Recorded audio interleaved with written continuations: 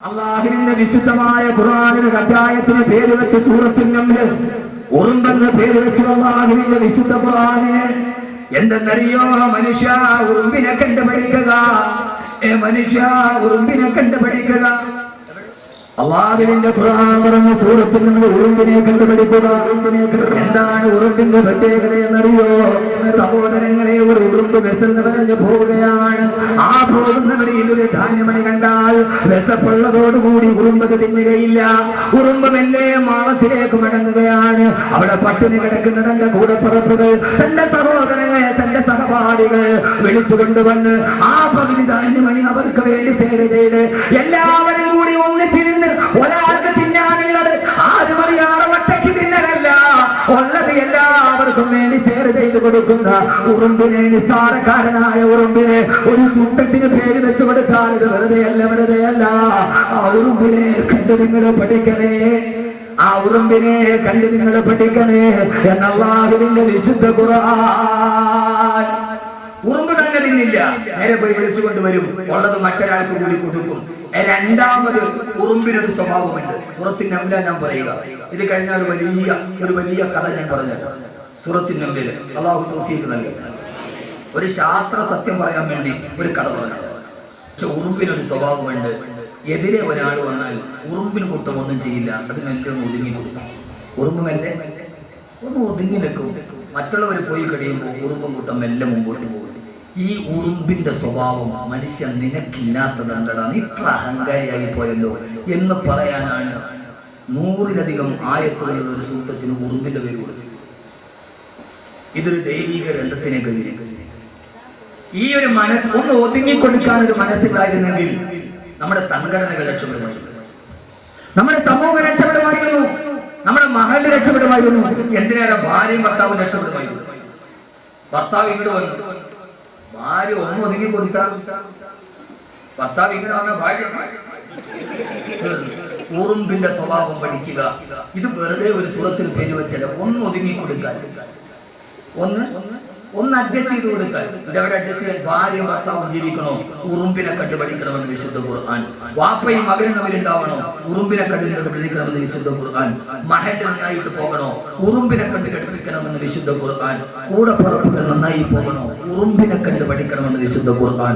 അള്ളാഹു നമ്മളെ അങ്ങനെ ആക്കി തരട്ടെ, അള്ളാഹു നമ്മളെ അങ്ങനെ ആക്കി തരട്ടെ, അള്ളാഹു നമ്മളെ അങ്ങനെ ആക്കി തരട്ടെ. ആമീൻ പറയും മനുഷ്യന്മാരെ. ആ വിശുദ്ധമായ ഖുർആനിൽ ഒരു സൂറത്തിന്റെ പേര് ഉറുമ്പ്, മറ്റൊരു സൂറത്തിന്റെ പേര് ഇരുമ്പ്. സൂറത്തുൽ ഹദീദ്. ഒരു സൂറത്തിന്റെ പേര് ഇരുമ്പ്, ഒരു സൂറത്തിന്റെ പേര് ഉറുമ്പ്, മറ്റൊരു സൂറത്തിന്റെ പേര് ഇരുമ്പ്. യഥാർത്ഥത്തിൽ സൂറത്തുൽ ഹദീദ് ഖുർആനിൽ സൂറത്താണ്. പഠിക്കുക നന്നായിട്ട്, ഖുർആൻ പഠിക്കാൻ താല്പര്യം വരാൻ വേണ്ടി പറയുക. യഥാർത്ഥത്തിൽ ഒരു സൂറത്തിന് പേര് വെക്കുമ്പോൾ ഇരുമ്പ് വെക്കാവോ? ഇരുമ്പെന്ന് നമ്മൾ സാധാരണ ആക്രി അല്ലെ, സാധാരണ ഭാഷ ആക്രി, വിലയില്ലാത്ത സാധനം. യഥാർത്ഥത്തിൽ ഒരു ലോഹമാണ് ഇരുമ്പ്. ഒരു ലോകത്തിന്റെ പേര് വെക്കണമെങ്കിൽ ഏറ്റവും വിലയുള്ള സ്വർണത്തിന്റെ പേര് വെക്കേണ്ട. ഖുർആനിന്റെ സൂറത്തിന്റെ പേര് പറയും ഇരുമ്പാണ് പറയുന്നത്. സ്വർണം, പ്ലാറ്റിനം, വൈഡൂര്യം, മരതകം. ഒരു സൂറത്തിന് പേര് വെച്ച് സൂറത്തുൽ ഹദീദ്. നീ വലിച്ചെറിഞ്ഞ ഖുർആന്റെ കഥയാണ് ഈ പറയുക. ഇരുമ്പ്. എന്തുകൊണ്ട്? ഇരുമ്പിനൊരു പ്രത്യേകതയില്ല. ആർക്കെങ്കിലും പറയോ ഇരുമ്പിന്റെ പ്രത്യേകത? ഇരുമ്പിന്റെ പ്രത്യേകത ഈ കൂട്ടത്തിരിക്കുന്ന ആർക്കെങ്കിലും പറയോ? ഇപ്പൊ ദയാനന്ദനെ കൊല്ലാനുള്ള സാധ്യത. അതായത് ലോകത്തിലുള്ള സർവ്വലോഹങ്ങളും ഈ ഭൂമിയിൽ നിന്ന് ഉൽപ്പാദിപ്പിക്കപ്പെടുന്നതാണ്. എന്നാൽ ഇരുമ്പെന്ന ഒരേ ഒരു ലോകം അത് ആകാശത്തിൽ ഉൽപ്പാദിപ്പിക്കപ്പെടുന്നതാണ്. 15 നൂറ്റാണ്ട് മുമ്പ് അബൂജഹലിന്റെ മുന്നിൽ ഖുർആൻ അവതരിപ്പിക്കപ്പെടുമ്പോ അല്ലാഹുവിന്റെ റസൂൽ ഓതിക്കെടുക്കുകയാണ് വഅൻസൽനൽ ഹദീദ് ഫീഹി ബഅസുൻ ശദീദുൻ വമനാഫിഉ ലിന്നാസ്. ഈ ഉരുമ്പിനെ ഞാൻ ആകാശത്ത് നിന്ന് ഇറക്കിയതാണ്. ഇത് അത്ഭുതമാണ്, അത്ഭുതമാണ്, അത്ഭുതമാണ്. ലോകമല്ല ഇരുമ്പെന്ന ഒരേ ഒരു ലോകം അത് ആകാശത്ത് നിന്ന് ഇറക്കിയതാണെന്ന് 14 നൂറ്റാണ്ടുകൾക്ക് മുമ്പ് അല്ലാഹുവിന്റെ വിശുദ്ധ ഖുർആൻ. അല്ലാഹുവേ, നീ ഞങ്ങൾക്ക് ബോധം നൽകണേ തമ്പുരാനെ. ഈ ഖുർആനിൽ ഞങ്ങൾക്ക് നീ അറിവ് നൽകണേ തമ്പുരാനെ. ഈ ഖുർആനിൽ ഞങ്ങൾക്ക് അറിവ് നൽകണേ തമ്പുരാനെ. ഈ ഖുർആൻ അത്ഭുതങ്ങളുടെ മഹാത്ഭുതമാണ്. അതുകൊണ്ട് രസകരമായ ഖുർആന്റെ ഒരു കഥ ഈ സദസ്സിന് ഞാൻ വിവരിക്കുകയാണ്. അള്ളാഹു ആ കഥ കേൾക്കാൻ അള്ളാഹു തൗഫീഖ് നൽകട്ടെ. സുന്ദരമായ ഒരു കഥ. അതാണ് നിങ്ങൾക്ക് താല്പര്യം. സീരിയലിൽ കാണുന്നത് അങ്ങനെ തന്നെയാണ്. മോനെ ഖുർആൻ പറയാത്തതൊന്നുമില്ല. പ്രസവിച്ചു, കുട്ടിക്ക് പേരിടേണ്ടത് ആരാണ്? ഉമ്മയോ ഉപ്പയോ? ഉപ്പയോ അതൊന്നും പുലത്തിൽ കുഞ്ഞപ്പിള്ളാട് പറഞ്ഞാൽ മതി. പ്രസവിച്ചു, കുട്ടിക്ക് പേരിടണം. ഉപ്പയും ഉമ്മയും തമ്മിൽ തർക്കമായി. ആരുടെ പേരാണ് മുന്തിക്കേണ്ടത്? ഖുർആൻ. തന്റെ മകളെ പ്രസവിച്ചപ്പോ ഹന്നാ ബീവി പറഞ്ഞു, ഞാൻ ഇവൾക്ക് മറിയമെന്ന് പേരിടുകയാണ്. വാപ്പ ഇല്ലാത്തത് മരിച്ചത് കൊണ്ടാണ് തഫ്സീറിലുണ്ട്. പണ്ഡിതന്മാര് രേഖപ്പെടുത്തുന്നുണ്ട് ഉമ്മയുടെ പേരിലാണ് ഔലവിയത്ത് കൊടുക്കേണ്ടത് എന്ന് വിശുദ്ധ ഖുർആൻ. വാക്കല്ലാതെ പറഞ്ഞിരുന്നത് ഉമ്മന്റെ പേര്, ഉമ്മ സെലക്ട് ചെയ്ത പേര്. ഇനി സമയത്തുക മറിയം. മോനെ ഇങ്ങനെ മൂന്ന് നേരം തിന്നിട്ട് ഇങ്ങനെ കിടന്നുറങ്ങലല്ലാതെ ഖുർആൻ ഇടയ്ക്ക് നോറി പഠിക്കാൻ വേണ്ടി തയ്യാറാവും. ഇങ്ങനെ ഇമാതിരി ഈ പൊരിച്ച കോഴി ചപ്പാത്തിയും മറ്റേ ആ തവാഫിയുടെ കോഴി, അങ്ങനെ കറങ്ങുന്ന കോഴിയുണ്ടല്ലോ, ആ തവാഫിയുടെ കോഴി തിന്നിട്ട് ശരി ശരി ശരി നിങ്ങൾ നോക്ക്. വെജിറ്റേറിയൻ ആണോ നല്ല ഭക്ഷണം, നോൺ വെജിറ്റേറിയൻ ആണോ ഏറ്റവും നല്ല ഭക്ഷണം? ഏത്? കാലാവസ്ഥ ഒന്നുമില്ല. എന്റെ ചോദ്യം ഒറ്റ ചോദ്യം. ഉസ്താദന്മാരെന്നോട് ചോദിക്കരുത്. വെജിറ്റേറിയൻ ആണോ നല്ല ഭക്ഷണം, നോൺ വെജ് ആണോ നല്ല ഭക്ഷണം? പറ. കുറെ ഭാഗം നമ്മൾ പറഞ്ഞത് ഇങ്ങനെ ഒരു വാദിരിക്കട്ടെ. വെജിറ്റേറിയൻ. കാരണം എന്താ? ഡോക്ടർമാർ പറയും കോഴി തിന്നരുത്, അറ്റാക്ക് ഉണ്ടാവും. ഇറച്ചി കൂടുതൽ തിന്നരുത്, കൊളസ്ട്രോളുമായിട്ട് പോയാൽ പറയും ഇറച്ചി തിന്നത് ഇച്ചിരി കുറയ്ക്കണം എന്ന് പറയും. പക്ഷേ നോൺ വെജ് ആണ് ഏറ്റവും നല്ല ഭക്ഷണം. ഏറ്റവും നല്ല ഭക്ഷണം എന്നാര് പറഞ്ഞു? ഖുർആൻ. എന്നാര് പറഞ്ഞു? വിശുദ്ധ ഖുർആൻ. അല്ലാഹുവിന്റെ ഖുർആനിൽ അല്ലാഹു പറഞ്ഞു, മൂസാ നബി ബനൂ ഇസ്രായേലുമായി കടന്നു പോകുമ്പോ അവര് പറഞ്ഞു, മൂസ ഞങ്ങൾക്ക് ഭക്ഷണം നൽകണമെന്ന് പറഞ്ഞപ്പോ കാടപ്പക്ഷിയുടെ ഇറച്ചിയും കട്ടിച്ചേനും അല്ലാഹു നൽകി. അത് തിന്നപ്പോഴാണ് ബനൂ ഇസ്രായേൽ പറഞ്ഞത്, അല്ലാഹു മൂസാ നബിയെ ഞങ്ങൾക്ക് ഇത് വേണ്ട,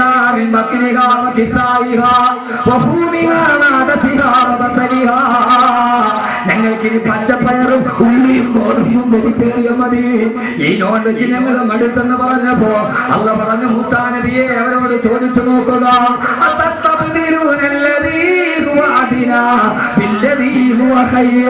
ഏറ്റവും നല്ല ഭക്ഷണം നിങ്ങൾ ഏറ്റവും താഴ്ന്ന ഭക്ഷണം നിങ്ങൾ ചോദിക്കുകയാണോ? ഇറച്ചി നിന്നുകൊണ്ട് നടന്ന നിങ്ങൾ ഏറ്റവും താഴ്ന്ന വെജിറ്റേറിയന്റെ ഭക്ഷണം നിങ്ങൾ ചോദിക്കുകയാണോ എന്ന് അല്ലാഹുവിന്റെ വിശുദ്ധ ഖുർആൻ.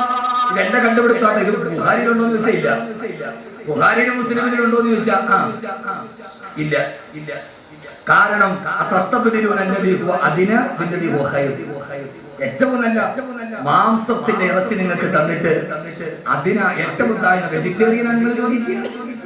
അപ്പോ ഉസ്താദ് കോഴി തന്നൊരു അറ്റാക്ക് വരുന്നതോ? 40 ദിവസം കൊണ്ട് ഗർഭിണിയായി പ്രസവിക്കണം കോഴി തിന്നിട്ടാണ് നാടൻ കോഴി നിന്ന് ഉപ്പാപ്പാക്കി ഇന്നവരെ അറ്റാക്ക് വന്നിട്ടില്ല. അല്ലാഹു ദീർഘായുസ് നൽകട്ടെ. ഇന്നവരെ കുഴപ്പമുണ്ട്. കലർപ്പില്ലാത്ത ഭക്ഷണം കഴിച്ചവരാണ്. കലർപ്പില്ലാത്ത ഭക്ഷണം കഴിച്ചവരാണ് അവർ. മാത്രവുമല്ല അവര് കഴിച്ച ഭക്ഷണത്തിന് ശുക്രുള്ളവരാണ്. പണ്ട് കാലത്ത് വീട്ടിൽ തേങ്ങയിട്ടാൽ ആ വീടിന്റെ കോങ്കലിൽ പടിഞ്ഞാറേ മൂലയിൽ ഒരൊണക്ക തേങ്ങ തൂങ്ങിക്കിടക്കും. 400 തേങ്ങയിട്ടാൽ 10 തേങ്ങ എടുത്തതിന്റെ തൊണ്ട് ഒരൽപ്പം വലിച്ച് വീടിന്റെ കോന്തലിൽ കെട്ടിത്തൂക്കിയിടും.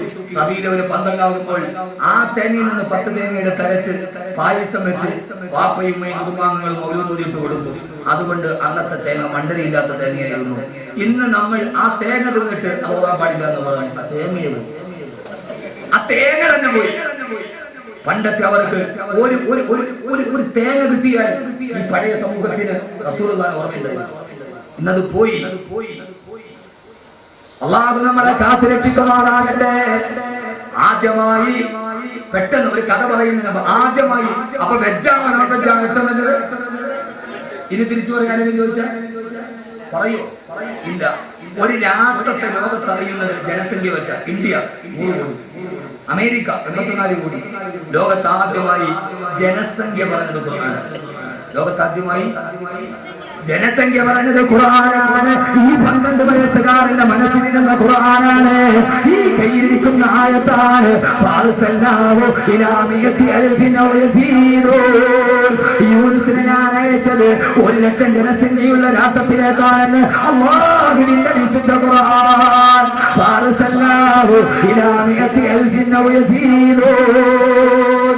ഇങ്ങനെ എത്ര പറയാൻ സമയമില്ല. ഞാൻ ചുരുക്കുകയാണ് സഹോദരങ്ങളെ. ബഹുമാനപ്പെട്ട വിശുദ്ധ ഖുർആൻ സൂറത്തിന്റെ ശാസ്ത്ര സത്യം പറയാൻ ഒരു അത്ഭുതകരമായ കഥ പറയുന്നുണ്ട്. ലോകം അടക്കി പിടിച്ച ചക്രവർത്തിയാണ് സുലൈമാൻ നബി. 4 ചക്രവർത്തിമാരാണ് ലോകം അടക്കി ഭരിച്ചിട്ടുള്ളത്. അതിലൊരാളാണ് ബഹുമാനപ്പെട്ട നബിയുല്ലാഹി സുലൈമാൻ അലൈഹിസ്സലാത്തു വസ്സലാം. ശാസ്ത്രം കേട്ട് വിഷമിക്കേണ്ട, ഒരു കഥ കേട്ട് പെണ്ണുങ്ങളും ഉഷാറായിക്കോട്ടെ. അപ്പൊ അതിന്റെ കൂടെ ഒരു ശാസ്ത്രം കൂടെ ഞാൻ പറഞ്ഞുതരാം. 3 എണ്ണം ശ്രദ്ധിച്ച് കേൾക്കുകയാണ്. ലോകം അടക്കി ഭരിച്ച പ്രവാചകനാണ് സുലൈമാൻ നബി അലൈഹിസ്സലാത്തു വസ്സലാം. 4 പേര് അടക്കി ഭരിച്ചിട്ടുണ്ട്. സുലൈമാൻ നബി ചരിത്രത്തിലെ ഏറ്റവും വലിയ ഒരു പ്രവാചകനാണ്. ഇനി നിങ്ങൾ ഒരു രഹസ്യം കൂടെ ഞാൻ പറഞ്ഞുതരാം നിങ്ങൾക്ക്. സുലൈമാൻ നബി കേരളവുമായിട്ട് അഭേദ്യമായി ബന്ധമുള്ള ആളാണ്. കേരളത്തിൽ നിന്ന് തേക്ക് കൊണ്ടുപോയ ആളാണ് നബിയുല്ലാഹി സുലൈമാൻ അലൈഹിസ്സലാത്തു വസ്സലാം.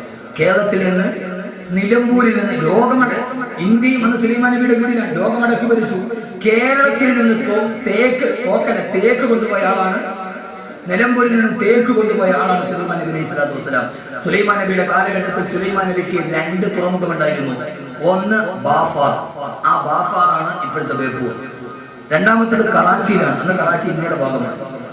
പഠിക്ക് നന്നായിട്ട്. ചരിത്രമാണിത്, വാക്കവി വെറുതെ പറയുന്നതല്ല.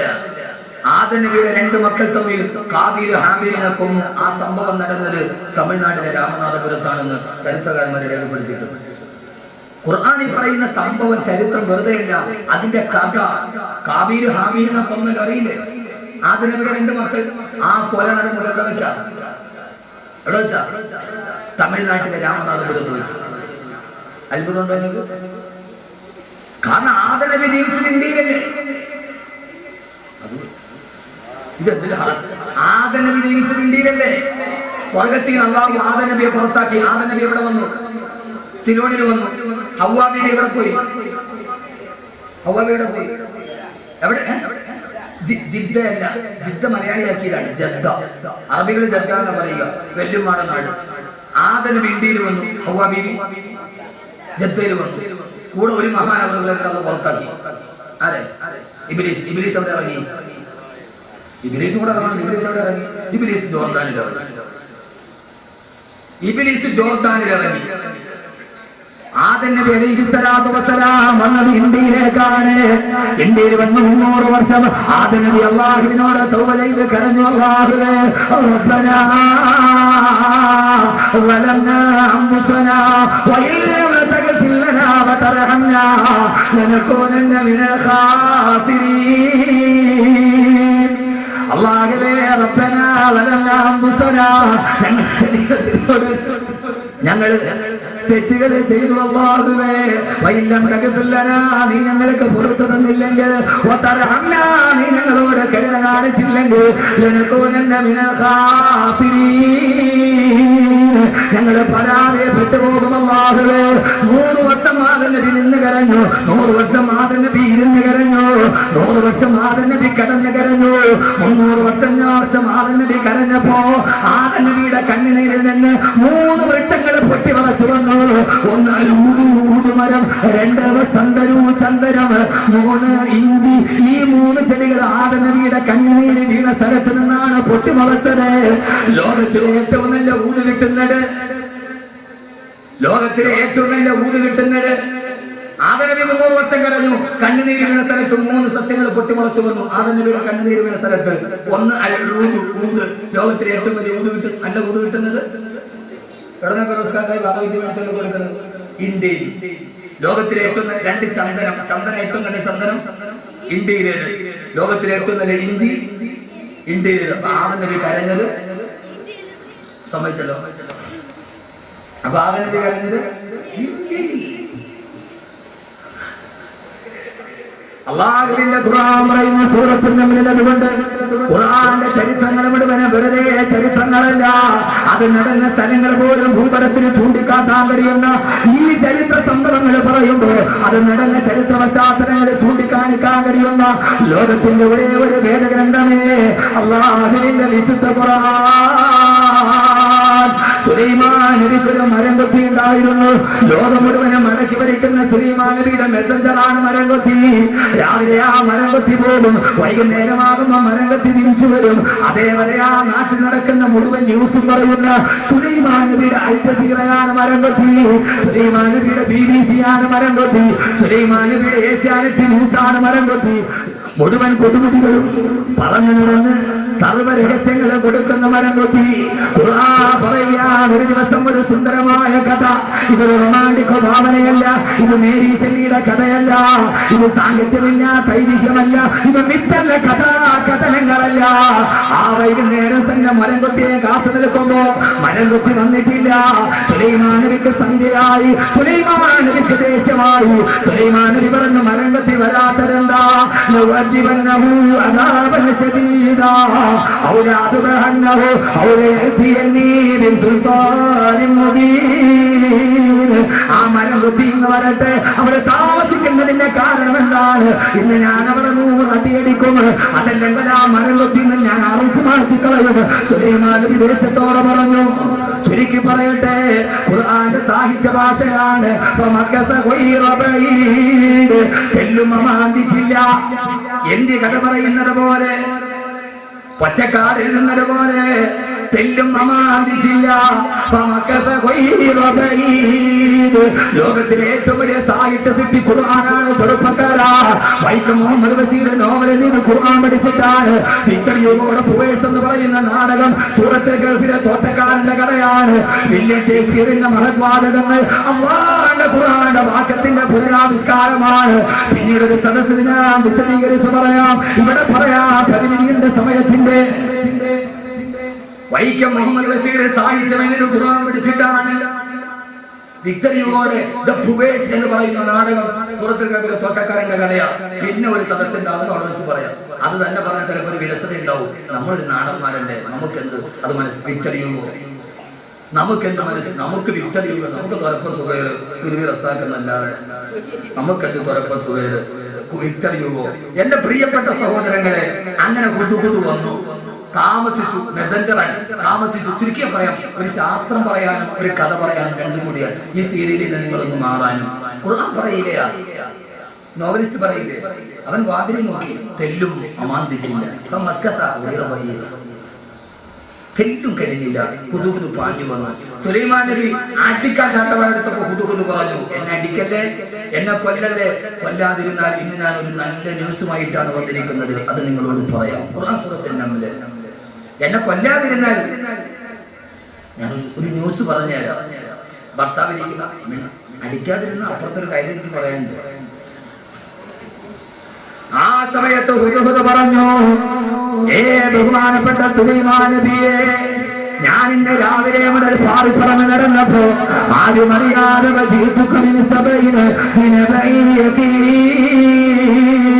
സബർ എന്ന് പറയുന്ന ഒരു ബലഭൂയിഷ്ടമായ സമ്പൽ സമൃദ്ധമായ രാജ്യത്തിൽ ഞാൻ പോയി. അവിടെ ചെന്നപ്പോ സുലൈമാൻ നബിയെ തമ്മിക്കും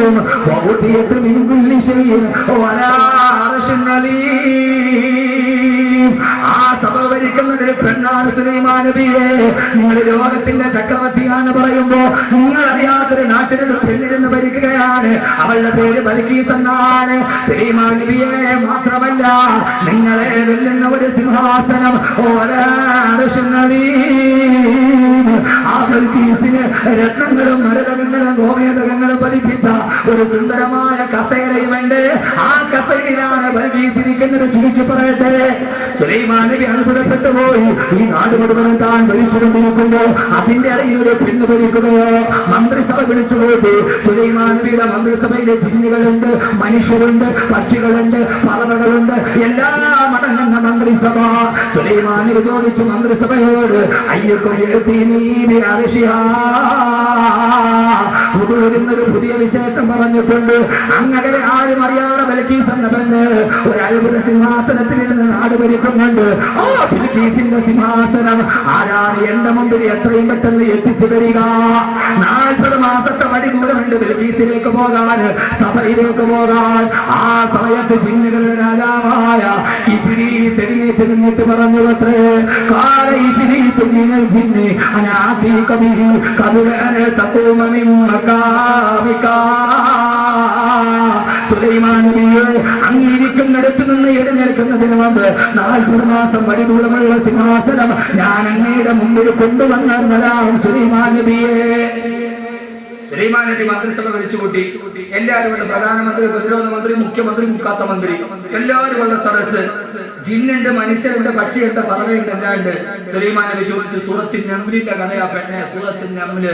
ആ സമയത്ത് സുലൈമാൻ നബി ചോദിച്ചു, അയ്യുക്കും ഞാൻ അറിയാതെ നാട് ഭരിക്കുന്ന ബിൽക്കീസ് ഇരിക്കുന്ന സിംഹാസനം എത്രയും പെട്ടെന്ന് എന്റെ മുമ്പിൽ കൊണ്ടുവന്നു തരാൻ ആർക്കാ കഴിയുക? ജിന്നുകളുടെ നേതാവായി ഇഫ്രീത്ത്. ജിന്നിനെ അറിഞ്ഞൂടെ? ജിന്നിനെ കണ്ട ആരെങ്കിലും ഉണ്ട്? ഈ ഒന്ന് കൈവക്കി. ജിന്നിനെ കണ്ട ആരെങ്കിലും ഉണ്ട്? കൈവക്കി. ഇല്ലേ? രണ്ട് ജിന്നിനെ കണ്ടിട്ട് പിശാചിനെ കണ്ടിട്ടുണ്ട? ഇപ്പൊ ആണുങ്ങൾ ഒരു സ്ഥലം എപ്പോഴും കണ്ടുകൊണ്ടിരിക്കുക. പെണ്ണുങ്ങൾ ഇവിടെ കൈവെക്കുക പിശാച് എന്നാ ഞാൻ കണ്ടുകൊണ്ടിരിക്കുക. ജിന്നുകളുടെ നേതാവാണ് ഇഫ്രീത്ത്. ഇഫ്രീത്ത് പറഞ്ഞു, അന ആതീക ബിഹി ഖബല അൻ തഖൂമ മിൻ മഖാമിക. അങ്ങ് ഇരുന്നിടത്ത് എഴുന്നേൽക്കുന്നതിന് മുമ്പ് ഞാൻ കൊണ്ടുവരാം. സുലൈമാൻ പറഞ്ഞു, അല്ല, അതിനേക്കാൾ വേഗതയിലായി കൊണ്ടുവരും. അതിനേക്കാൾ വേഗതയിലാർക്ക് ജിന്നിന് പറ്റാത്തത്. ആ സമയത്ത് സദസ്സ് നിശബ്ദമായി. ജിന്നുകൾക്ക് കഴിയാത്തത് ആർക്കാണ് കഴിയുക? ആ സമയത്താണ് നിശബ്ദമായ സദസ്സിൽ നിന്നൊരാൾ എഴുന്നേറ്റ് നിന്നു. ഖുർആൻ പറയട്ടെ, കാലല്ലദീ ഇൻദഹു ഇൽമുൻ മിനൽ കിതാബ് അനാ ആതീക ബിഹി ഖബല അൻ യർതദ്ദ ഇലൈക തർഫുക. അങ്ങയുടെ കണ്ണടച്ച് ചിമ്മി തുറക്കുന്നതിന് മുമ്പ് ആ സിംഹാസനം ഞാൻ കൊണ്ടുവരാമെന്ന് തൗറാത്തിൽ അഗാധ പ്രാവീണ്യമുള്ള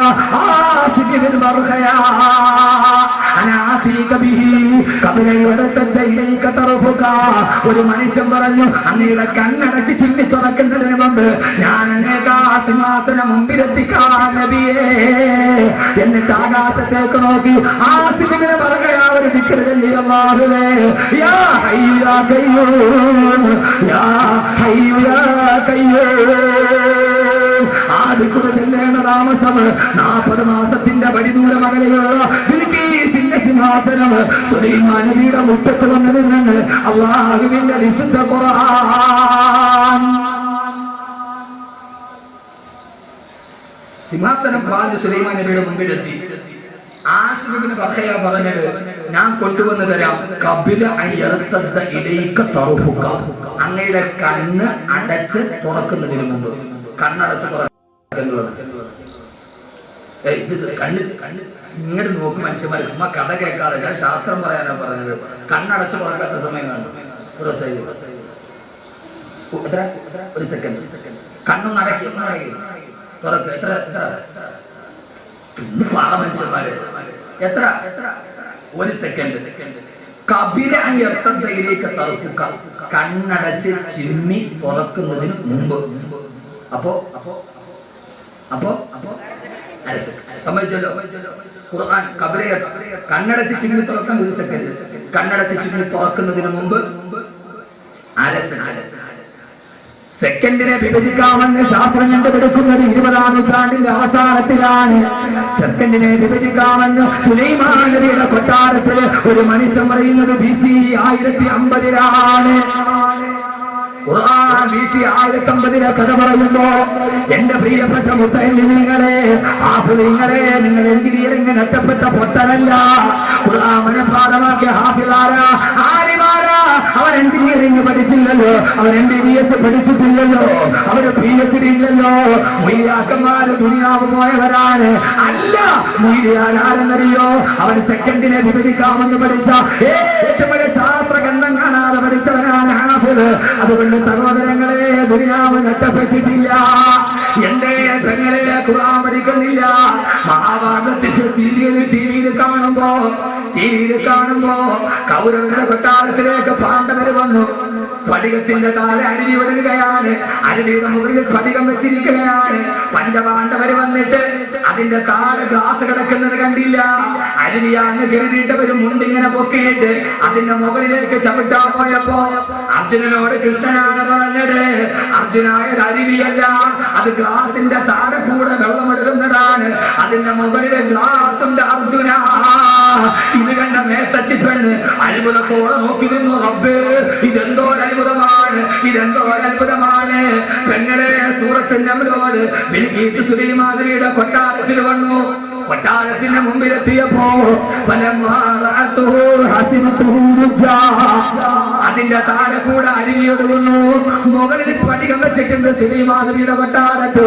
ബിൽഖീസ് അതിലേക്ക് കാലെടുത്ത് വെച്ചപ്പോ ഖുർആൻ പറയുകയാണ്, തന്റെ കണങ്കാലിന്റെ മുകളിലേക്ക് സാരി പൊക്കി അപ്പുറത്ത് നിന്നിട്ട് സുലൈമാൻ നബി പറഞ്ഞു, ഇത് അരുവിയല്ല, സ്ഫടികമാണ്, ബിൽഖീസേ ചവിട്ടിക്കൊള്ളുക. ഇത് അവർക്ക് അതീ കണ്ടപ്പോൾ അത്ഭുതമായിട്ട് തോന്നിയത്. ഖുർആൻ ഇന്ന് അവര് ബൽക്കീസ് സുലൈമാൻ നബിയുടെ കൊട്ടാരത്തിലെത്തി. ഫ്രണ്ടില് ഗ്ലാസ്, താഴെ അരുവി. ബൽക്കീസ് വലിച്ചു, ഇത് അരുവിയാണ്. അവളുടെ കണ്ണങ്കാലം മുകളിലിട്ട് അവള് സാരി പൊക്കി. അന്ന് സാരി ഉണ്ടായിരുന്നൊന്നും ചോദിക്കരുത്, അവൾ ഉടുത്തിരുന്ന് എന്തോ ഒരു സുനാപ്പി പൊക്കി. ഇതിന് നല്ല വലിയ ബുദ്ധിമാന്മാരുണ്ടോ? സാരി പൊക്കി, സാരി ഉണ്ടായിരുന്നു. അങ്ങനത്തെ കുറെ ബുദ്ധിമുട്ടുകളുണ്ട്. അവിടെ ഞാൻ പറഞ്ഞു, അന്ന് അവൾ ഉടുത്തിരുന്ന് എന്തോ ഒരു സുനാപ്പി അതങ്ങനത്തെ പൊക്കി. അവൾ ആ കണങ്കാലിന്റെ മുകളിലേക്ക് പൊക്കി. എന്റെ പൊന്നു ചെറുപ്പക്കാരാ, ഈ ഖുർആൻ ഇങ്ങനെ ലോകത്തിന്റെ മുമ്പിൽ പറഞ്ഞു കൊടുക്കാൻ നമുക്ക് പറ്റുമോ?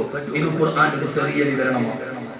കഥയും കഥനവും ഐതിഹ്യവും മിത്തും ശാസ്ത്രവും വൈദ്യശാസ്ത്രവും സർവ്വതും ഖുർആൻ പറഞ്ഞ് നമ്മൾ പഠിച്ചു.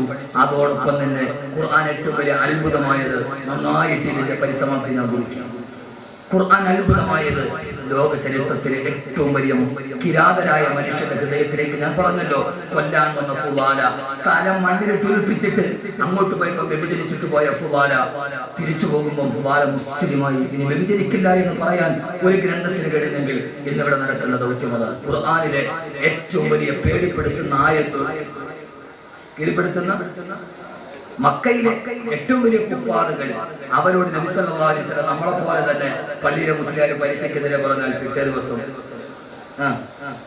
രാജി ഉറക്കും, ഒന്നീ രാജി വെപ്പിക്കും, അല്ലെങ്കിൽ വെക്കും.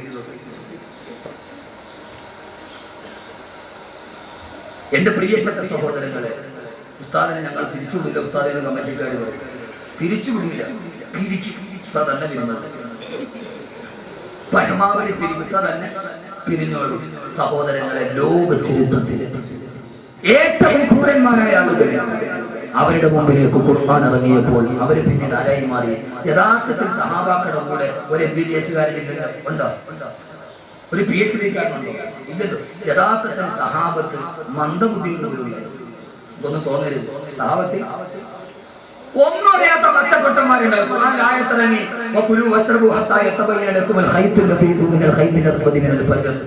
കറുത്ത നൂലിൽ നിന്ന് വെറുത്ത നൂല് വേർപെട്ട് വരുന്നത് വരെ നിങ്ങൾ ഇടയത്താഴം കഴിച്ചോളൂ. ഖുർആന്റെ ഒരു സാഹിത്യമാണ്. കറുത്ത നൂലിൽ നിന്ന് വെളുത്ത നൂല് വേർപെടുന്നത് വരെ നിങ്ങൾ ഇടയത്താഴം കഴിച്ചോളുക. ഒരു സഹാബി ആയത്തിറങ്ങിയ ഉടനെ ഉക്കാള ചന്തയിൽ ഒരു കറുത്ത നൂല് വെളുത്ത നൂല് വാങ്ങിച്ചു. തന്റെ പാലിന്റെ അടിയിൽ വെച്ച് ഈത്തപ്പഴത്തിന്റെ കൊട്ടയിൽ വെച്ചിട്ട് തിന്നാൻ തുടങ്ങി. ഓരോ സമയത്തും പായി പൊക്ക് നോക്കും, കറുത്ത നൂലിന് വെളുത്ത നൂല് വെളിവായി വന്നില്ല. യഥാർത്ഥത്തിൽ അങ്ങനെയല്ല. കിഴക്കൻ ചക്രവാളത്തിൽ കറുത്ത മേഘം മാറി വെളുത്ത മേഘം വരുന്നത് വരെ എന്നാണ് അർത്ഥം. അതിന് നൂലിനെ ഉപമിച്ചേ ഉള്ളൂ. ഈ സഹാബി തിന്നു, പള്ളിയിൽ വാങ്ങ് വിളിച്ചു, നൂലുമായിട്ട് ഹദറത്ത് റസൂലില്ല. നബിയെ, ഞാൻ നൂല് വെച്ച് നോക്കിക്കൊണ്ട് ആയത്ത് നോക്കിയിട്ട് ഭക്ഷണം തിന്നു നബിയെ, കറുത്ത നൂലിന് വെളുത്ത നൂലിന് ഒരു വെളിവായില്ല. ഹബീബായ നബി സല്ലല്ലാഹു അലൈഹി വസല്ലം ചിരിച്ചോണ്ട് ചോദിച്ചു,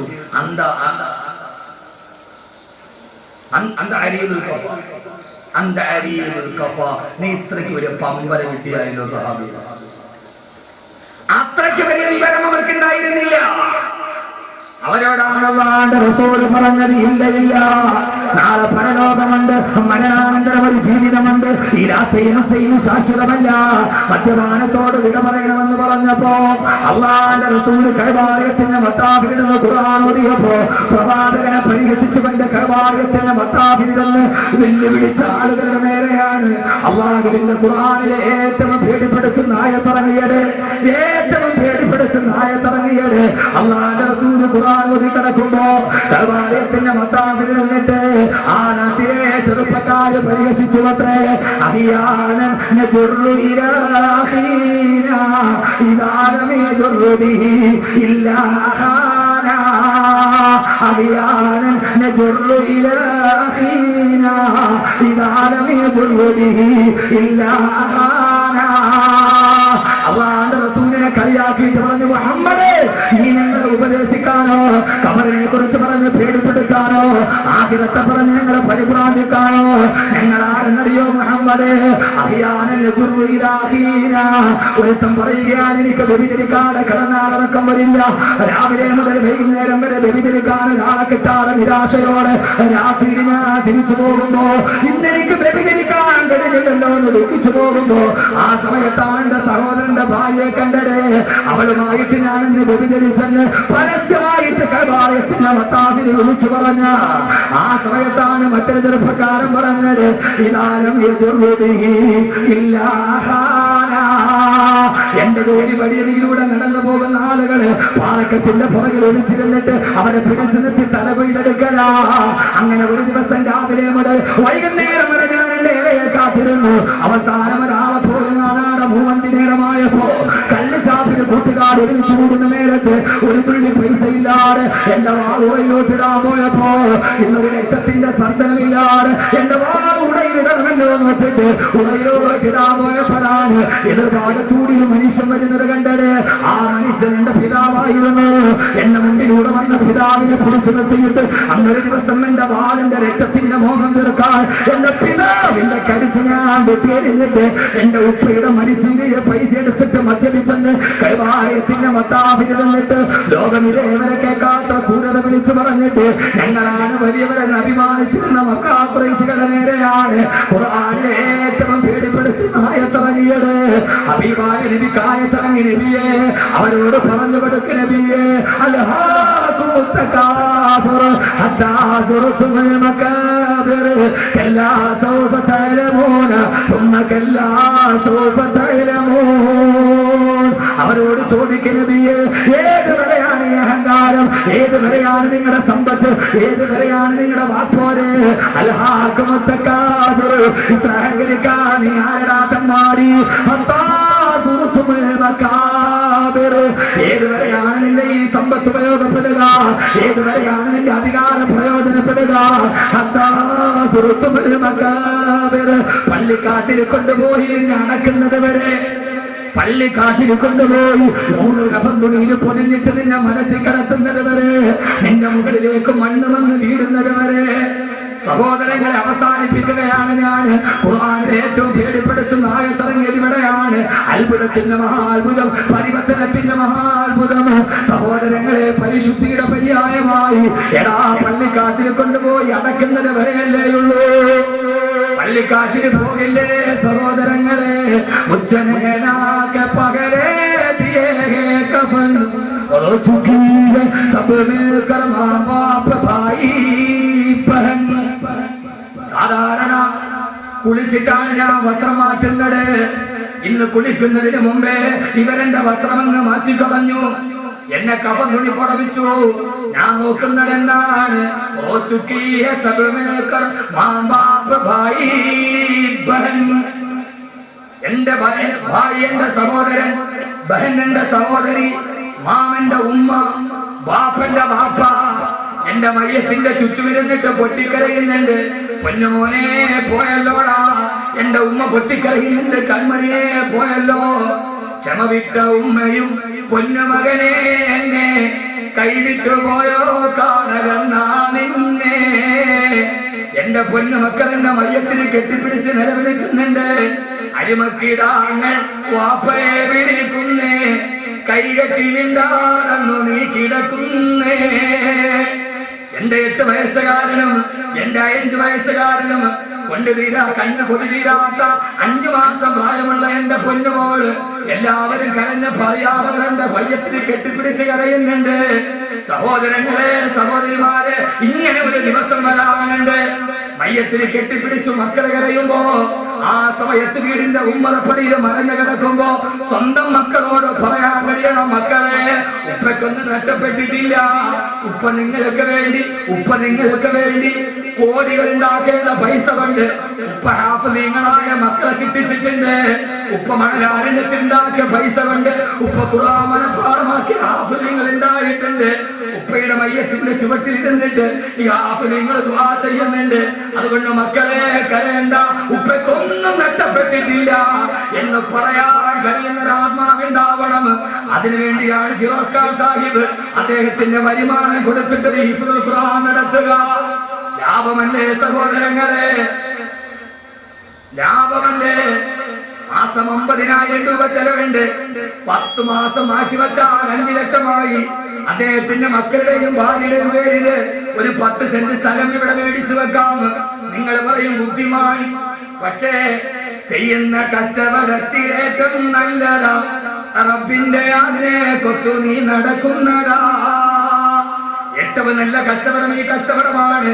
കാരണം ഖബറിലേക്ക് പോകുന്ന സമയത്ത്, ആരില്ലാത്ത സമയത്ത്, ഖബറിന്റെ ആഴം സ്നേഹിതാ നീ നോക്ക്, അതിൽ നിന്നെ മെല്ലെ ഇറക്കലും ഒന്നോർക്ക്.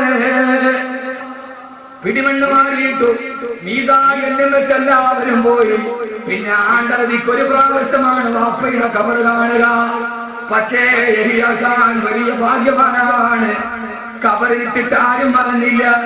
ഉപ്പയും സഹോദരങ്ങളും തിരിച്ചു വന്നു. കൂടപ്പറപ്പ് പോയി. കണ്ടു കൊതി തീർന്നില്ല, മിണ്ടിപ്പൂതി തീർന്നില്ല, ഭാര്യയ്ക്ക് കണ്ടനുഭൂതി തീർന്നില്ല. ഗർഭത്തെ ശിശുവായ സുൽത്താൻ എന്ന പൊന്നുമോൻ ഉപ്പയുടെ മുഖം കണ്ടില്ല. പക്ഷെ കാണാൻ കഴിയും സഹോദരങ്ങളെ, ആ പൊന്നുമോൻ ഉപ്പയെ കാണുന്നവരിലെന്നും ഖുർആൻ എന്ന് പറയുന്നുണ്ട്, والذين آمنوا واتبعتهم ذريتهم بإيمان ألحقنا بهم ذريتهم وما ألتناهم من عملهم من شيء كل امرئ بما كسب رهين. സ്വർഗ്ഗത്തിന്റെ സ്വർണ്ണക്കട്ടിലിൽ വാപ്പയും ഉമ്മയും ദുരിയത്തും അവരുടെ മക്കളും സ്വർണ്ണക്കട്ടിലിൽ നിൽക്കുമ്പോ ഉപ്പയുടെ മുഖം കാണാത്ത സുൽത്താൻ എന്ന മോൻ ഉപ്പയോട് പറയും, ഉപ്പ മരിച്ചതിന് ശേഷമുള്ള ദുനിയാവിലെ വിശേഷങ്ങളെന്ന് അള്ളാഹുവിന്റെ വിശുദ്ധ ഖുർആൻ. അള്ളാഹു അങ്ങനെ ഒരു കുടുംബമാക്കി തീർക്കട്ടെ. ഭാര്യയും മക്കളും വന്നു, ഉപ്പയും സഹോദരങ്ങളും വന്നു. സഹോദരൻ ഖബറിനുള്ളിലായി മീസാൻ വെച്ചു ആണ്ടതിക്കല്ല. ഇനി ആ സ്വത്തിൽ നിന്ന് ആ മനുഷ്യനോ ഒരു പള്ളി വെച്ചിട്ട് പില്ലർ പൂർത്തിയാകുന്നതിന് മുമ്പെയാണ് ആ മനുഷ്യൻ ഖബറിലേക്ക് പോയത്. ആ മനുഷ്യനെ നഷ്ടപ്പെട്ടിട്ടില്ല. അയാൾ ലോകത്തിലെ ഏറ്റവും വലിയ ലാഭക്കച്ചവടം ചെയ്ത ആളാ. അവര് തീരുമാനിച്ചു, ഇനി എന്ത് വേണം, ഒരു ദറസ് നടത്തുക. കലൂർ അബ്ദുറഹീം ഉസ്താദിന്റെ അടുക്കൽ പോയി. ദറസ് നടത്താനുള്ള സ്ഥലമില്ല. അദ്ദേഹത്തിന്റെ ശിഷ്യൻ സഫീർ ഖാൻ മന്നാനെ വിളിച്ചു, ചുമതല ഏൽപ്പിച്ചു. 4 വർഷം കഴിഞ്ഞു. അവിടെ ഇരുന്നിട്ട് പിന്നീട് 24 മണിക്കൂർ ഖുർആനായി.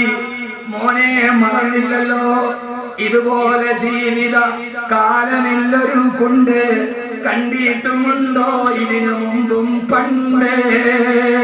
ആ ചെറിയ കുണ്ടിന്റെ ഉള്ളിൽ സ്വർഗത്തിന്റെ പുതപ്പ് പുതയ്ക്കാൻ തങ്ങളുടെ സഹോദരന് വേണ്ടി, ഭർത്താവിന് വേണ്ടി, മകന് വേണ്ടി ഒരു കുടുംബം അർപ്പിച്ചു. ആ അർപ്പിച്ച അർപ്പണമാണ് യഹിയാ ഖാൻ മെമ്മോറിയൽ ഹിഫ്ദുൽ ഖുർആൻ. അല്ലാഹു അതിനെ സ്വീകരിക്കട്ടെ, അല്ലാഹു അതിനെ സ്വീകരിക്കട്ടെ. ആ മനുഷ്യൻ ഖബറിൽ കിടക്കുമ്പോ ഒരു വെളിച്ചം വരും. ഈ വെളിച്ചമേതാ? അന സാഹിബുക്കൽ ഖുർആൻ, ഞാൻ എന്റെ കൂട്ടുകാരനായ ഖുർആനാണെന്ന് ഖബറിൽ അത് വിളിച്ചു പറയുമെന്ന് വിശുദ്ധനായ നബി മുഹമ്മദ് മുസ്തഫ. നഷ്ടമല്ല, ഇതിൽ വലിയൊരു ലാഭം ലോകത്ത് ചെയ്യാൻ. ആ മരിച്ച സഹോദരങ്ങളെ, ആ മനുഷ്യൻ മരിച്ചിട്ടില്ല. യഹിയാ ഖാൻ എന്ന മനുഷ്യന്റെ ശരീരമാണ് ഖബറിനുള്ളിൽ പോയത്. റൂഹിലാണ്. 7ാം ആകാശത്തിന്റെ മുകളിലിരുന്ന് ആ റൂഹിന്റെ ശക്തി കൊണ്ട് കാണുന്നുണ്ട് ഈ സദസ്സ്. ഉറപ്പാണ്. വണ്ടോഷത്തിന്റെ വണ്ടിയുമായി നരകത്തിന്റെ മുമ്പിൽ നിൽക്കുകയാണ്. ഹബീബായ റസൂലുള്ളാഹി അബൂ ഹുറൈറ റളിയല്ലാഹു തആല അൻഹു സുബഹി നമസ്കാരം കഴിഞ്ഞ് എഴുന്നേറ്റു. കുപ്പായത്തിൽ പിടിച്ചു വലിച്ചിരുത്തി, അബൂ ഹുറൈറ, നിന്നോട് ഞാനൊരു കാര്യം പറഞ്ഞു തരട്ടെ അബൂ ഹുറൈറ. എന്താണ് നബിയേ? സ്വർഗത്തിന്റെ നരകത്തിന്റെ മുമ്പിൽ ഒരു വാപ്പയും ഉമ്മയും വന്ന് നിൽക്കും. എന്നിട്ട് ആ വാപ്പയും ഉമ്മയും അത്ര തക്കവയുള്ളവരല്ല, പക്ഷെ അവരുടെ മകൻ ഹാഫിളാണ്. ആ ഉപ്പയും ഉമ്മയും നരകത്തിലേക്ക് അള്ള വിടും. ഈ മകൻ പക്ഷേ സ്വർഗത്തിന് പോവില്ല. അവൻ ഹാഫിളാണ്, സ്വർഗത്തിന് പോവില്ല. മലക്കുകൾ ചോദിക്കും, നീ എന്താ സ്വർഗത്തിന് പോകാത്തതെന്താ? ഞാൻ പോവില്ല, എന്റെ ഉപ്പയും ഉമ്മയും നരകത്തിലേക്ക് നിൽക്കുകയാണ്. ആ സമയത്ത് ഹാഫിളായ പൊന്നുമോൻ നരകത്തിന്റെ മുമ്പിലുള്ള പടിയിൽ ഇങ്ങനെ കറങ്ങി നടക്കും. എന്നിട്ട് അവന്റെ ഉപ്പയുടെ ഉമ്മയുടെ കയ്യിൽ പിടിച്ച് അവൻ സ്വർഗത്തിലേക്ക് വലിച്ചിടും. അല്ലാഹുവേ, ഇവരാണ് എന്നെ ഹാഫിളാക്കിയത്, ഈ ഉമ്മയാണ് എന്നെ ഹാഫിളാക്കിയത്, ഇവരാണ് എന്നെ ഹാഫിളാക്കാൻ വിട്ടത്. അവരില്ലാതെ ഞാൻ പോകില്ല റബ്ബേ. ഒരു ഹാഫിളിന് 40 പേരെ സ്വർഗത്തിലേക്ക് ശുപാർശ ചെയ്യാം. അതൊന്നും എന്റെ ഉപ്പയാണ്, രണ്ടാമത് എന്റെ ഉമ്മയാന്ന് പറഞ്ഞ് കൈ പിടിച്ച് സ്വർഗത്തിലേക്ക് വലിച്ചിട്ടിട്ട് ആ മക്കള് സ്വർഗത്തിലേക്ക് പോകും. അബൂ ഹുറൈറ, ഏതുപോലെ എഴുന്നേറ്റ് പോയ നിന്നെ ഞാൻ കുപ്പായത്തിന് പിടിച്ചു തിരിച്ചതുപോലെ എന്ന് നബി മുഹമ്മദ് മുസ്തഫ. അല്ലാഹു തൗഫീഖ് നൽകട്ടെ. തീർന്നില്ല. ഒരു ചാണ്ടുകളിൽ സൂര്യൻ, താഴെ ചെമ്പിന്റെ തല, ഹിസാബിന് വേണ്ടി കിടന്നിട്ട് പിടയുകയാണ്. അമ്പിയാക്കളുടെ പുറകെ ഓടുകയാണ്. ആ സമയത്ത് ആകാശത്ത് ലോകത്തുള്ള കോടാന് ജനങ്ങൾ ഹിസാബിൽ കിടന്ന് വല്ലാതെ തീച്ചുളയിൽ വെന്തുരുകുമ്പോ സ്വർഗത്തിന്റെ മുകൾ ഭാഗത്തിന് മിസ്കിന്റെ കുന്നിന്റെ അത്രേ. ആ മിസ്കിന്റെ കുന്നിലിരുന്നിട്ട് ആ കുന്നിൽ ഒരു ചെറിയ വൃക്ഷമുണ്ട്, ഇസ്മുഹു തൂബ. ആ വൃക്ഷത്തിന്റെ പേര് തൂബ എന്നാണ്. തൂബ വൃക്ഷത്തിന്റെ ചുവട്ടിൽ കുറെ കുട്ടികളും കുറെ മുതിർന്നവരും ഇരുന്ന് സ്വകാര്യം പറയും, പൊട്ടിച്ചിരിക്കും. അവർക്ക് ഹിസാബില്ല. ബാക്കിയുള്ളവരൊക്കെ ഹിസാബിൽ നിൽക്കുകയാണ്. താഴെ നിൽക്കുന്ന ആളുകളുടെ മുകളിൽ സ്വർഗത്തിന്റെ മിസ്കിന്റെ കുന്നിലിരിക്കുന്ന അവരോട് ചോദിക്കും, നിങ്ങളാരാ? നിങ്ങൾക്ക് ഹിസാബില്ലല്ലോ, നിങ്ങളാരാ സ്വർഗത്തിന്റെ കുന്നിലിരിക്കുന്നവരാരാ? ആ സമയത്ത് അവര് പറയും, ഞങ്ങളാരെന്നറിയോ?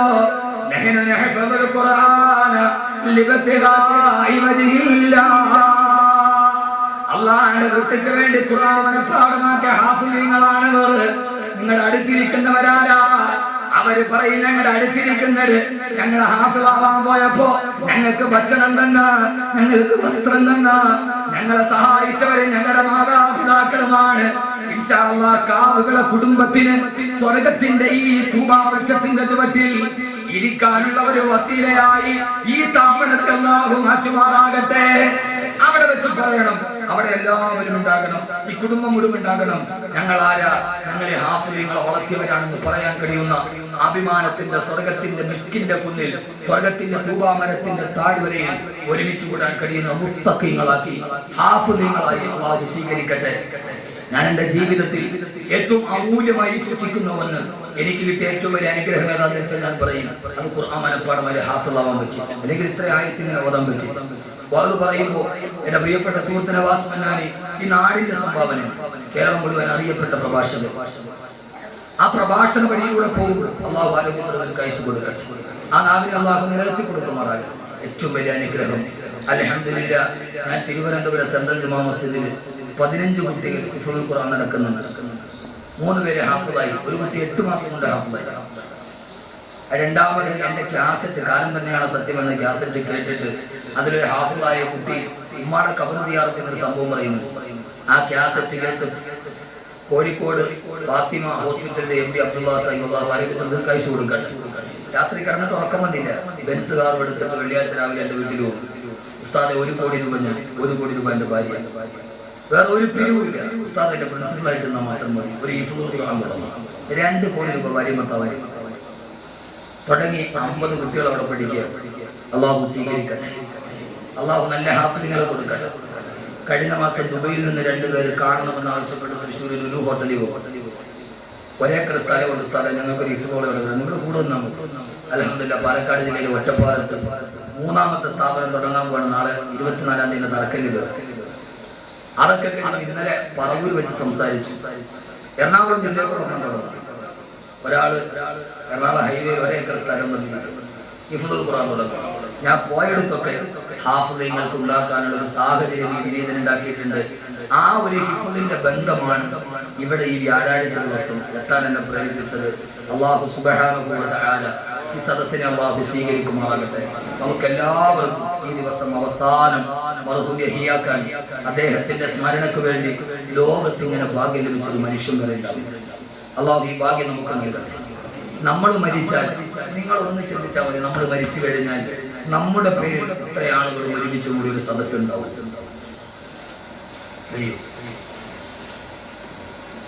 അപ്പൊ അങ്ങനെ ഒരാൾക്ക് കിട്ടിയെങ്കിൽ ആ മനുഷ്യൻ അത്ര ഭാഗ്യവൻ. മരണം അള്ളാഹു എഴുതി വെച്ചതാണ്. അത് ഏത് സമയത്തും എങ്ങനെയുണ്ടാവും. അള്ളാഹുടെ കലായിനെ മറയ്ക്കാൻ ലോകത്ത് ഒരാൾക്കും കഴിയില്ല. അള്ളാഹു അദ്ദേഹത്തിന് നഷ്ടപ്പെട്ട ദുനിയാവിലെ കുടുംബജീവിതം ഭാര്യയോടും മക്കളോടും മൊത്ത് അള്ളാഹു സ്വർഗത്തിന്റെ സ്വർണ്ണക്കട്ടിലേക്ക് അള്ളാഹു നൽകി അനുഗ്രഹിക്കുമാറാകട്ടെ.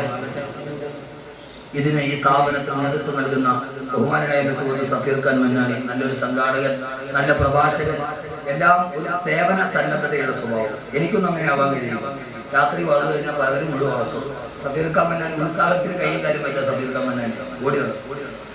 അങ്ങനെ നമുക്ക് കഴിയില്ല. ഇവിടുത്തെ ഉസ്താദന്മാർ, ഇവിടുത്തെ ഹാഫിളുകൾ, ഇവിടെ എത്തിയ ഈ മേഖലയിലെ ധാരാളം പണ്ഡിതന്മാർ, മുത്തഅല്ലിമീങ്ങൾ, എൻ്റെ സുഹൃത്തുക്കൾ, അള്ളാഹു എല്ലാവർക്കും അർഹമായ പ്രതിഫലം നൽകി അനുഗ്രഹിക്കുമാറാകട്ടെ. ഇൻഷാ അല്ലാഹ് ഈ വാദ് കൊണ്ട് ഞാൻ ഉദ്ദേശിക്കുന്നത് ഏതായാലും ബാക്കബിയുടെ വാദ് കേട്ട് 100 കണക്കിന് ആളുകൾ ഹാഫിളുകളാവാൻ തീരുമാനിച്ചു. എൻ്റെ ലാഭം എൻ്റെ വാദ് കേട്ടിട്ട് കേരളക്കരയിൽ അങ്ങോളം ഇങ്ങോളം കോഴിക്കോട് ഫാത്തിമ ഹിഫ്ദുൽ ഖുർആൻ അക്കാദമിയിൽ ഞാൻ ഇന്റർവ്യൂ വെച്ചു. 148 ആപ്ലിക്കേഷൻ കിട്ടി. 50 വരെ നിർത്താനുള്ള സ്ഥലമേ ഉള്ളൂ. ഞാൻ ഇന്റർവ്യൂ ചെയ്യാൻ വേണ്ടി സമയത്തെത്താൻ ഞാൻ നോക്കുമ്പോൾ കിടക്കുന്ന കാർ ബെൻസ്, ഓഡി, BMW, കോടീശ്വരന്മാരുടെ മക്കളാണ് സ്കൂൾ വിട്ടിട്ട് ഹാഫിളാവുന്നത്. പാവപ്പെട്ടവരൊന്നുമല്ല. നിങ്ങൾ ചിന്തിച്ചെങ്ങനെയാ മുത്തല്ലിങ്ങളെ മാങ്ങാണ്ടി എറിഞ്ഞ് നടന്നിട്ട് സ്കൂളിൽ ടീച്ചർ പറഞ്ഞാൽ കുട്ടപ്പന്മാർ ഓടാൻ വിട്ടതാണ്? അല്ല, 8 പേര് കോടീശ്വരന്മാരുടെ മക്കൾ. ഈ കാസറ്റും ഈ വാദും മാത്രമാണ്. ഏതായാലും ഒരു ലാഭമുണ്ട്. മരിച്ചാൽ ആയിരക്കണക്കിന് ഹാഫിളുകൾ ഇൻഷാ അല്ലാഹ് ദുആ ചെയ്യും, ഉറപ്പാ. പിന്നെ ബാക്കിയുള്ളവർ പലതും പറയും, ഭയങ്കര അഹങ്കാരമായിപ്പോയി, ബ്ലഡ് വെയിറ്റ് ആയിപ്പോയി, അയാൾക്ക് ഇത്തിരി കാശൊക്കെ ആയിപ്പോയി എന്നൊക്കെ തോന്നും. നായ 2 സൈസാണ്. ഒന്ന് തെരുവ് നായ, മറ്റൊന്ന് വീട്ടിൽ വളർത്തുന്ന നായ.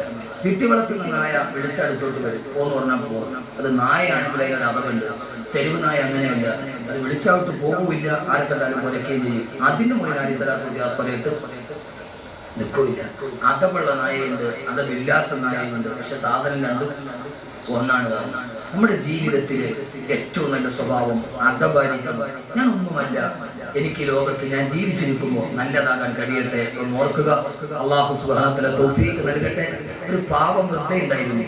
ആ വൃദ്ധ കാട്ടിലാണ് താമസിക്കുന്നത്. അങ്ങ് തടാകത്തിൽ ഒരു വെള്ളം വരാൻ പോകും. 2 കുടമാണ്. വലതുഭാഗത്തൊരു കുടം, ഇടതുഭാഗത്തൊരു മൺകുടം. ഈ 2 കുടത്തിൽ വെള്ളം നിറച്ച് അവർ കാട്ടിൽ നിന്ന് നേരെ വീട്ടിലേക്ക് പോയി. എന്നും രാവിലെ നിന്ന് വെള്ളം വരാൻ പോകും. പക്ഷെ വലതുഭാഗത്തെ കുടത്തിന് ഒരു ചെറിയ ഊട്ടയുണ്ട്, സുഷിരം. ആ സുഷിരത്തിലെ വെള്ളം പോകുന്ന വഴിക്ക് ഇങ്ങനെ വീണുകൊണ്ടിരിക്കും. വീട്ടിൽ ചെല്ലുമ്പോൾ വലതുഭാഗത്തെ കുടത്തിൽ ഒരു തുള്ളി വെള്ളം പോലും ഉണ്ടാവും.